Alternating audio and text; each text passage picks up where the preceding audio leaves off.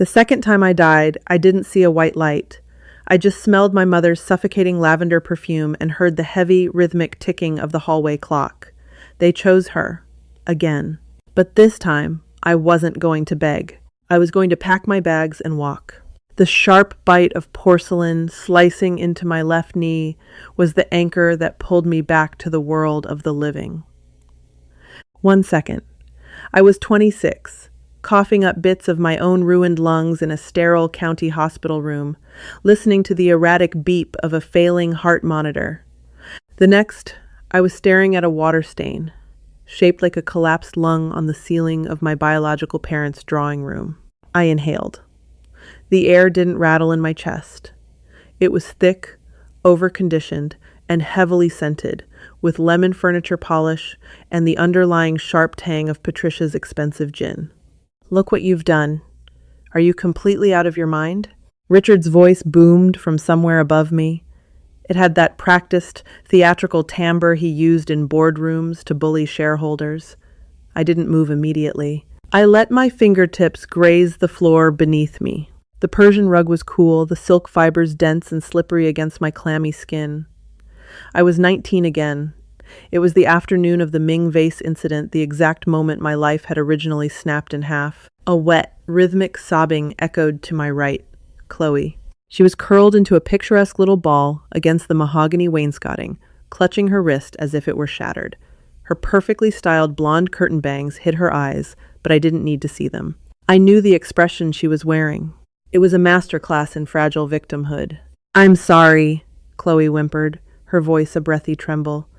"I just wanted to show you the vase, Harper. You didn't have to push me.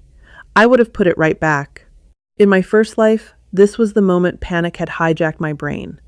I had scrambled to my knees, ignored the blood dripping down my shin, and screamed my innocence. I had grabbed Patricia's arm, begging her to look at my hands, begging Richard to check the security cameras that Chloe had already quietly unplugged. I had cried until my throat was raw, desperate for the people whose DNA I shared to look at me with something other than cold disgust. They hadn't. They had sent me to the attic room, effectively stripping me of my inheritance, my dignity, and eventually, my sanity. This time, I didn't scream. I sat up slowly. The joint in my knee popped. I reached down and pinched the jagged blue and white shard of porcelain embedded in my denim jeans. I pulled it out. A single dark bead of blood welled up, hot and sticky, rolling down my calf. It was a deeply grounding sensation. I was alive. I was here, and I was completely, overwhelmingly exhausted. I looked at Richard. His face was mottled with a red flush that started at his collar and stopped at his thinning hairline. I looked at Patricia, hovering over Chloe, her manicured hand resting protectively on the girl's shaking shoulder. "Well?" Richard barked, stepping forward, his leather shoes squeaking slightly on the hardwood border of the rug. "What do you have to say for yourself? You come into this house." "I broke it," I said. The words came out flat, dragging like sandpaper across the heavy silence of the room. Chloe's rhythmic sobbing hitched, pausing for a fraction of a second before resuming. She hadn't expected that. Patricia's head snapped up. Her eyes, a pale, watery blue that mirrored my own, narrowed in a mixture of triumph and revulsion. "Excuse me?" I said. "I broke it." I placed the bloody piece of porcelain carefully on the edge of the coffee table. It made a dull, clicking sound, and I pushed her. Downright malicious of me. I guess I'm just maladjusted. I pushed myself off the floor. My muscles felt strangely light, unburdened by the crushing weight of trying to prove my worth to strangers who happened to give birth to me. I didn't belong here. I had spent 26 years trying to force a puzzle piece into the wrong slot, sanding down my own edges until there was nothing left of me but dust. "You," Richard stammered, entirely derailed by the lack of resistance. He pointed a thick finger at my chest. "You are going to pay for that out of your allowance. And you are going to apologize to your sister right now." "She's not my sister," I said, keeping my tone perfectly conversational. I brushed a smudge of dust off my thigh.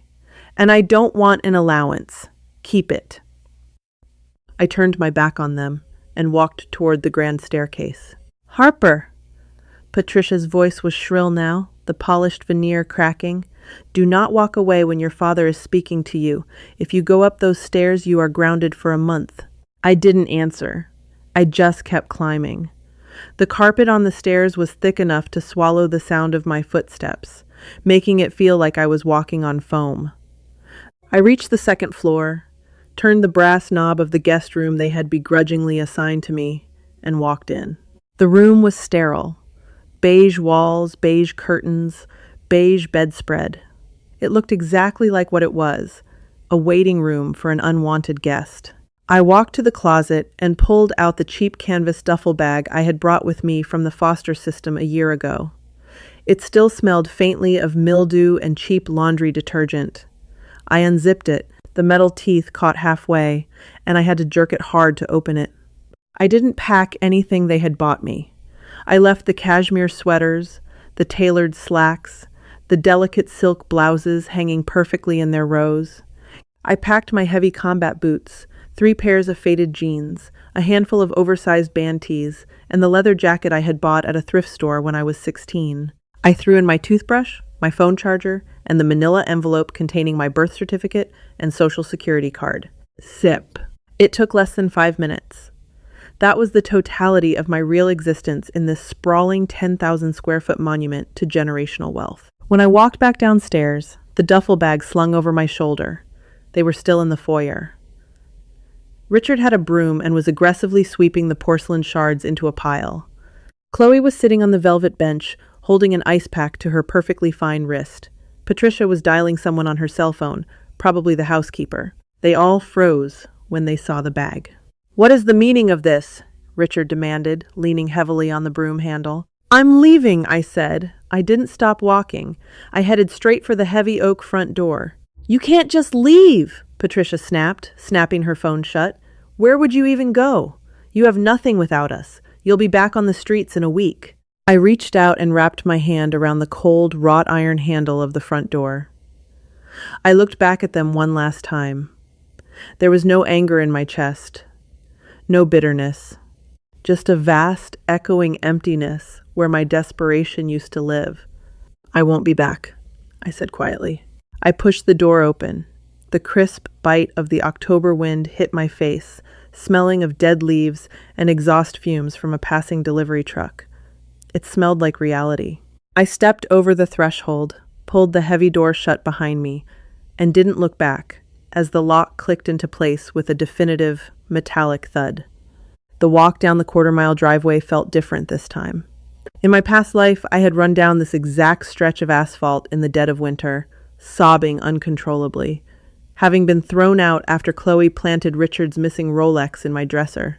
Then, the cold had felt like a punishment.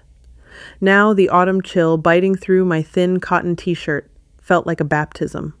There was no dramatic thunder, no sudden downpour to match a cinematic climax. There was only the dull, monotonous roar of a landscaper's leaf blower 3 houses down and the rhythmic crunch of gravel under my boots. I reached the main road and kept walking until my lungs burned and the sprawling gated community faded into standard suburban sprawl, which eventually bled into the grimy outskirts of the city. My shoulder ached from the strap of the duffel bag digging into my collarbone. It was a good ache. It belonged to me. I stopped at a bus shelter where the glass had been shattered into a web of white cracks. Sitting on the sticky vinyl bench, I pulled out my phone and checked my bank account. $2,412. It was the money I had saved from my shifts at a Greasy Spoon diner before the biologicals had swooped in and demanded I quit to focus on integrating into the family. It wasn't much, but it was enough for a deposit. By 3 p.m, I was standing in front of a bruised-looking apartment building in a neighborhood that smelled perpetually of wet concrete and old onions. The landlord, a heavy-set guy named Frank, who breathed through his mouth and smelled strongly of stale tobacco and peppermint gum, handed me a jagged brass key. "Rent's due on the 1st. Don't flush paper towels down the toilet. The pipes are from the Stone Age. No loud music after 10, he grunted, not making eye contact as he pocketed my cash. "Understood," I said. The apartment was on the 3rd floor. Unit 3B. I pushed the door open, wincing as the bottom edge scraped loudly against the warped linoleum floor. It was a shoebox. The walls were painted a depressing landlord special yellow that trapped the dim light filtering through the single dirty window. The refrigerator in the corner hummed with an aggressive, rattling vibration that vibrated into the floorboards. It was perfect. I dropped my bag. The heavy thud echoed in the empty space. I walked over to the bare mattress sitting on a cheap metal frame and sat down. The springs groaned in protest. I ran my hands over my face, feeling the grit of the city on my skin. I was entirely alone, and for the first time in 2 lifetimes, I was safe. As the sun went down, casting long, bruised shadows across the yellow walls, my phone buzzed against the floorboards. The screen lit up the darkening room. Patricia. I stared at the name. In the past, a call from her would have sent my heart hammering against my ribs like a trapped bird. I would have answered on the first ring. My voice pitched high and agreeable, desperate for a scrap of affection. Now I just watched the phone vibrate, vibrating closer and closer to a crack in the linoleum until it eventually went dark. A minute later, a voicemail notification popped up. I hit speakerphone and set it down. Harper. Patricia's voice filled the small room, sounding tinny and compressed through the cheap speaker. She didn't sound worried. She sounded inconvenienced. This little stunt of yours is beyond childish. Your father had to cancel his golf game to deal with the fallout of your tantrum. Chloe is beside herself. She actually threw up her dinner because her nerves are so frayed. I expect you to be back here by morning, ready to issue a formal apology. We will discuss your punishment then. Do not make this harder on yourself. Click. I let out a short, hollow laugh that scraped the back of my throat. She didn't ask where I was. She didn't ask if I was safe. She only cared that my absence had disrupted the pristine surface of their reality. And Chloe. Chloe throwing up dinner wasn't from nerves about me. I knew the timeline now. I knew the signs I had missed the first time around. In my previous life, it had taken me 4 years to realize why Chloe constantly needed money, why her mood swung violently from sickly sweet manipulation to explosive rage, and why valuables routinely went missing from the house. It wasn't just greed. It was a sickness. Chloe was a gambler. It hadn't started with high-stakes baccarat in Monaco. It started here, in private, illegal poker rooms hidden in the back of upscale cigar lounges downtown, and with offshore betting apps she ran on burner phones. She was chasing a high that their bottomless bank accounts could never satisfy. In the first life, I had tried to save them. When I found the burner phone, I took it to Richard. I showed him the negative balances, the threats from loan sharks. Instead of believing me, Chloe had cried, claimed I planted it to ruin her, and Richard had thrown a glass tumbler at my head, calling me a venomous snake. They covered her debts. They hid her sins. And when the debts grew too massive, Chloe had forged my signature to drain Richard's corporate accounts, leaving me holding the bag while she fled the country. They let me go to prison. They let me die in poverty. This time, I wasn't going to warn them. I wasn't going to be the shield that took the bullets meant for their precious fake daughter. I was going to step aside and let them drown in the monster they had so lovingly raised. I opened the settings on my phone, found Patricia's contact, and hit block. I did the same for Richard, and then for Chloe. I walked over to the tiny kitchenette, the floorboards groaning under my weight. I found a rusty can opener in the drawer and a can of cheap chicken noodle soup I had bought at the bodega downstairs. I cranked the opener, the metal biting into the tin with a satisfying rhythmic squeak. I poured the cold soup into a cracked ceramic mug left behind by the previous tenant and ate it standing by the window. The tinny scrape of the spoon against the bottom of the mug was the only sound in the room, cutting through the aggressive hum of the fridge. Outside, the streetlights flickered on, casting an orange, sodium vapor glow over the wet pavement. I watched the cars pass below, their tires hissing on the asphalt. Tomorrow, I would find a job. Maybe at a bakery or a bookstore, somewhere quiet, where I could use my hands and smell something other than lavender and gin. I would build a life made of small, solid things. Let Richard and Patricia have their perfect daughter. let them coddle her, finance her, and blindly trust her. The fuse was already lit. All I had to do was sit back in the dark and wait for the explosion. November brought a biting frost that crept through the gaps in my apartment's poorly sealed window, turning the air inside Unit 3B into a damp, biting chill. I didn't mind. I bought a roll of thick plastic from the hardware store and taped it over the glass, the crinkling sound a small price to pay for retaining the meager heat my hissing cast-iron radiator spat out. I had found a job at a commercial bakery 4 blocks away, working the 4 a.m. shift. My mornings consisted of plunging my hands into massive steel bowls of dense, freezing dough, wrestling it onto flour-dusted wooden prep tables. The smell was incredible, a thick, intoxicating cloud of active yeast, melting butter, and toasted sugar that clung to my hair and burrowed into the fibers of my thrift store coats. For the first time in 2 lifetimes, my body felt useful.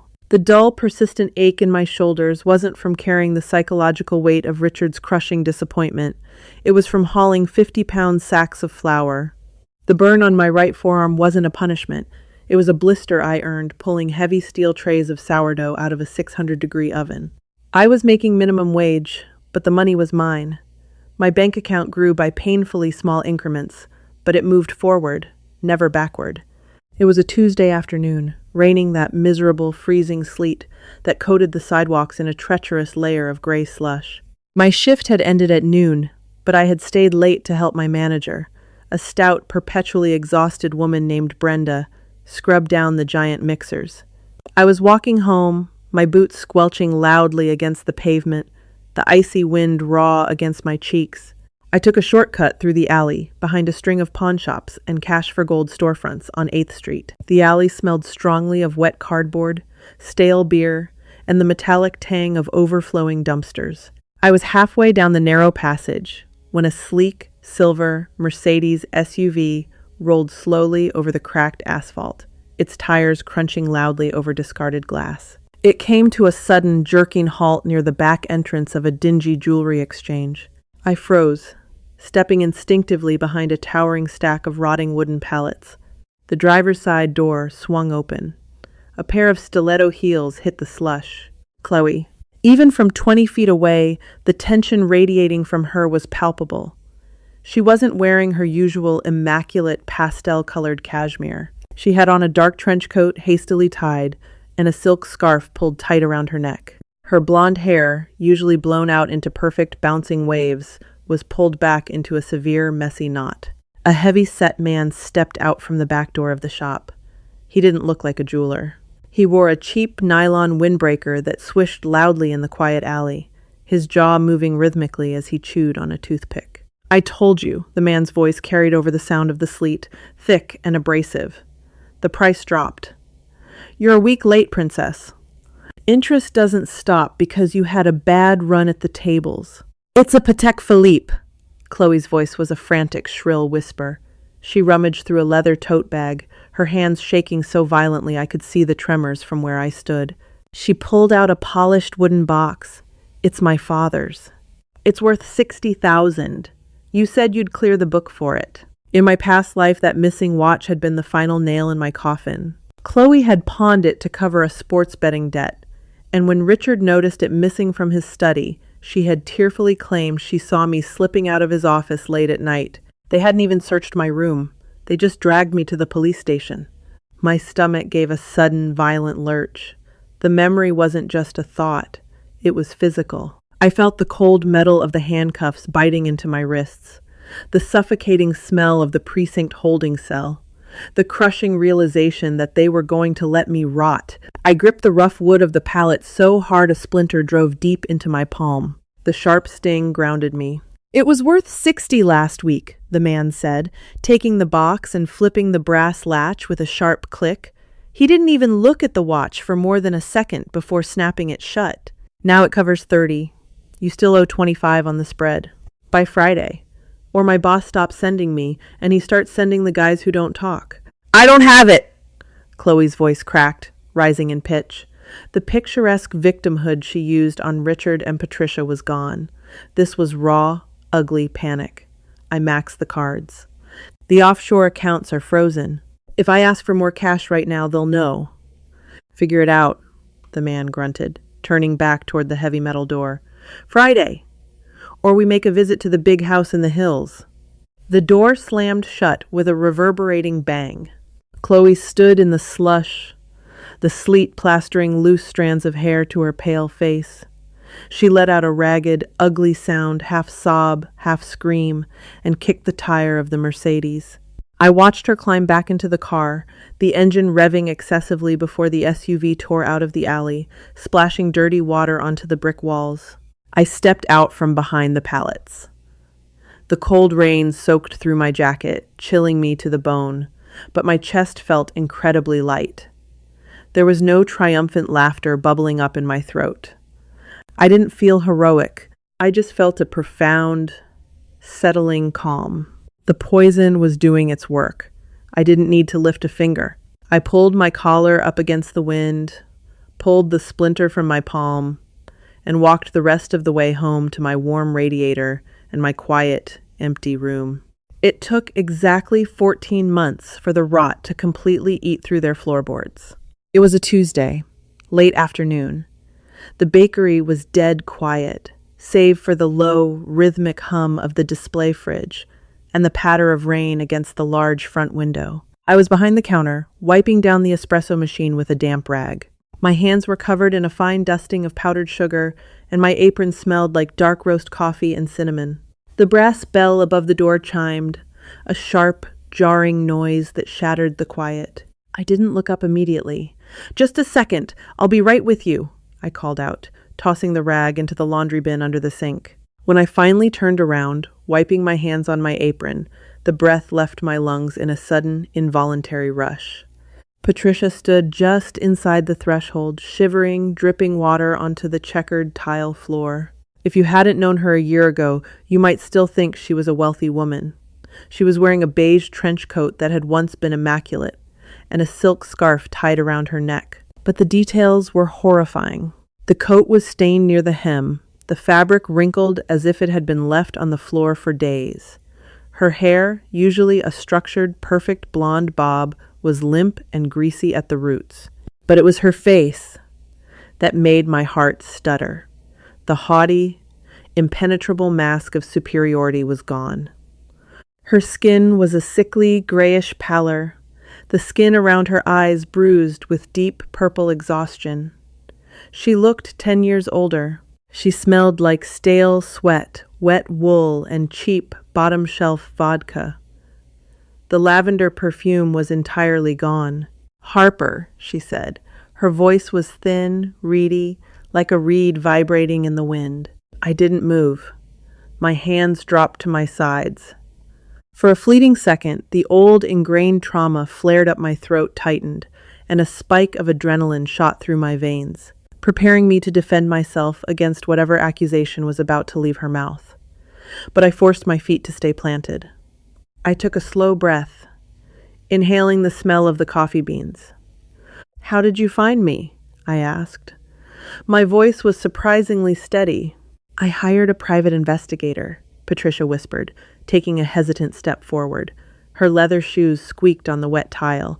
6 months ago, but we didn't want to bother you. You didn't want to admit you needed me," I translated silently. "The bakery is closing in 10 minutes, I said, my tone flat. "If you want a loaf of sourdough, it's half price. Otherwise, you need to leave." Patricia's face crumpled. It was an ugly, visceral reaction.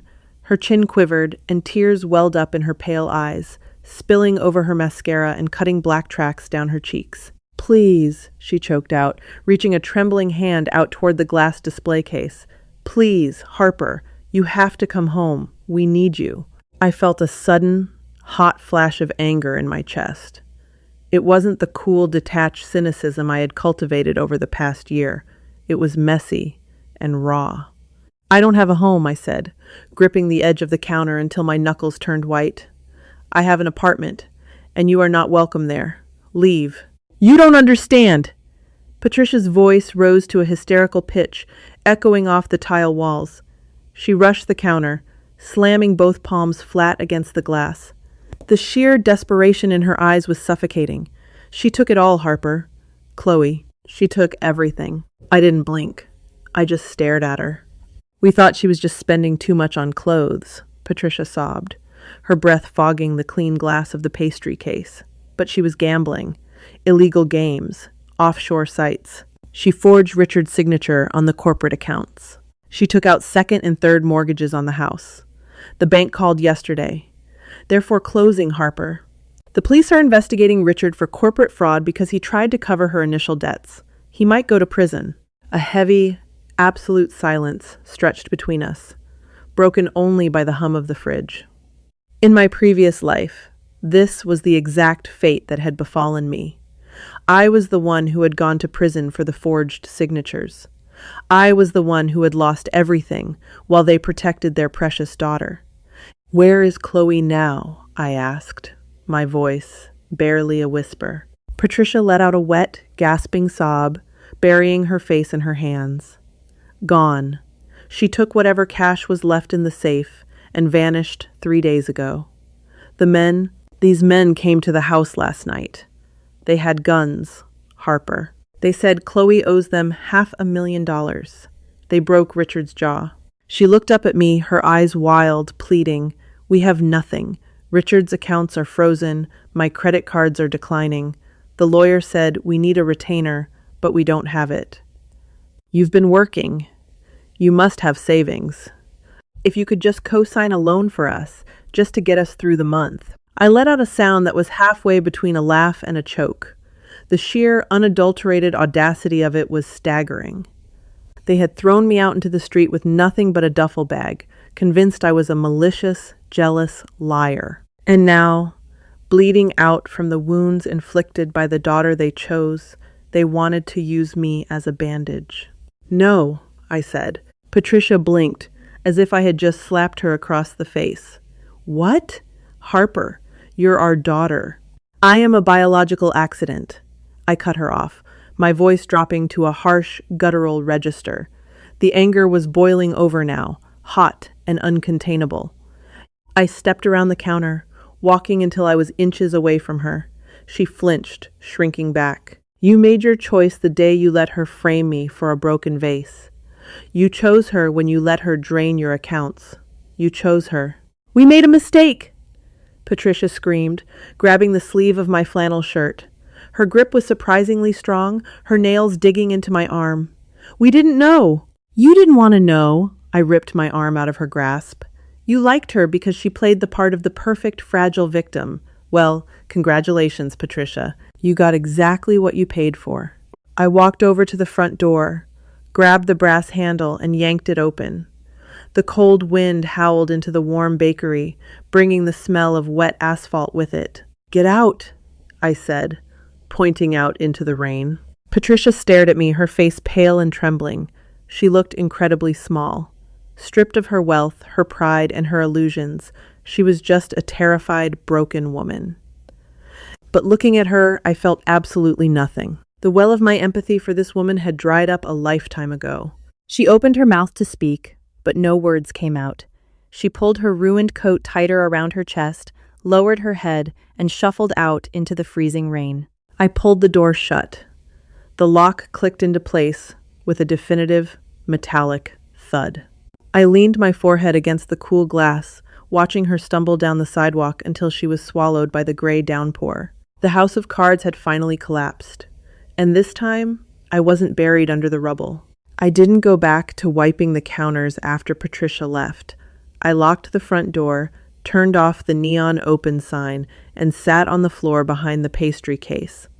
The tile was freezing through my thin denim jeans, but I needed the shock of it. I wrapped my arms around my knees and pressed my forehead against the cold glass of the lower display. My hands were shaking. I hated that they were shaking. I wanted to be the stone-cold, untouchable protagonist who could ruin her abusers with a perfectly timed smirk and walk away without a scratch. But I wasn't. My chest ached with a dull, throbbing pressure. It wasn't pity for Patricia. It was grief for the 19-year-old girl who had died in that hospital room, begging for a mother who had just stood in this very bakery and proved she only ever viewed me as a transaction. I sat there until the shaking stopped, breathing in the scent of roasted espresso and bleach. Then I got up, grabbed my coat, and walked home. Winter settled over the city like a heavy, suffocating wet blanket. January brought thick sheets of gray ice and heating pipes that clanked violently in the walls of Unit 3B. I bought a bulky, second-hand television from a pawn shop down the street just to have background noise, to drown out the aggressive silence of my apartment. That was how I found out about the arrest. I was sitting on my sagging mattress, eating a bowl of boxed macaroni and cheese, when the local news graphic flashed across the screen. Prominent CEO indicted on federal fraud charges. I stopped chewing. The screen cut to footage shot from a helicopter. It was the house, my former prison. Federal agents in dark windbreakers were carrying cardboard boxes out of the heavy oak front doors. The camera zoomed in, and the feed cut to ground-level footage outside a downtown courthouse. Richard was being escorted down the concrete steps. He wasn't wearing his tailored Italian suits. He wore a rumpled gray tracksuit. His wrists were locked together in front of him, the metal catching the harsh flash of the paparazzi cameras. His face, usually ruddy and flushed with manufactured authority, was the color of old parchment. He looked incredibly frail, his shoulders stooped, his eyes darting frantically away from the lenses. The newscaster's voice was crisp and detached. Accused of embezzling over $4 million from corporate holdings to cover illicit gambling debts incurred by a family member. The estate is currently in foreclosure. I muted the television. The sudden silence in my apartment was deafening, broken only by the rattle of the radiator. I stared at Richard's frozen face on the screen. There was no triumphant surge of vindication. I just felt a profound, heavy exhaustion. It was all so pathetic. They had traded their empire, their freedom, and their humanity for a girl who had viewed them as nothing more than an open vault. 2 weeks later, at 3 a.m, my phone buzzed against the nightstand. I jolted awake, my heart hammering against my ribs. The screen cast a harsh blue light across my pillow. It was a restricted number. I let it ring 3 times. Then, propelled by a morbid, gut-wrenching instinct, I answered. "Hello?" My voice was thick with sleep. A sharp, ragged intake of breath hissed through the speaker, followed by a wet, choking sound. Harper. It was Chloe. She didn't sound like the polished, breathless victim anymore. She sounded like an animal caught in a trap. In the background, I could hear the roar of highway traffic and the distinct, hollow echo of a tiled public restroom. "Harper, please," Chloe sobbed. The words tumbled out of her in a frantic, broken rush. "Please don't hang up. They found me. I'm at a bus station in Nevada. They're outside. They said they're going to put me in the trunk of a car. I don't have anything left. I haven't eaten in 2 days." My stomach lurched violently. A sick, metallic taste flooded the back of my mouth. I swung my legs over the edge of the bed, my bare feet hitting the freezing linoleum. My knuckles turned white as I gripped the phone. "Call the police, Chloe," I said. My voice trembled. I couldn't stop it. "I can't!" she screamed, the sound distorting the cheap speaker. "There's a warrant out for me. If I call the cops, I go to federal prison. Harper, please. I know you have money saved. Wire me 1,000. 500. Just enough to get on a bus across the border. I'll never bother you again. I swear to God. I'll die, Harper. They're going to kill me." The silence stretched between us. I could hear her frantic, shallow panting. I could hear the hum of the vending machines in whatever grimy terminal she was hiding in. The old reflex flared up, the desperate, ingrained urge to fix the mess, to sacrifice myself to keep the peace. It would be so easy to transfer the money, to save her, to be the bigger person. I looked down at my hands in the dim light. The knuckles were red and calloused. There was a fresh burn scar on my wrist from the industrial ovens. These were my hands. This was my life. I had bought it with my own blood and sweat. "You stole my life once," I whispered into the receiver, the words tasting like ash. "I am not letting you take this one." Harper, no. Wait, please. I ended the call. I didn't just block the number. I pulled the back off my phone, popped out the tiny plastic SIM card, and snapped it in half. I dropped the pieces into the trash can. I didn't sleep the rest of the night. I sat by the plastic-covered window, watching the snow fall under the orange streetlights until the sky slowly turned the color of bruised iron. At 4 a.m, I walked to the bakery. I unlocked the doors, tied my apron around my waist, and plunged my hands into a 50-pound bowl of freezing dough.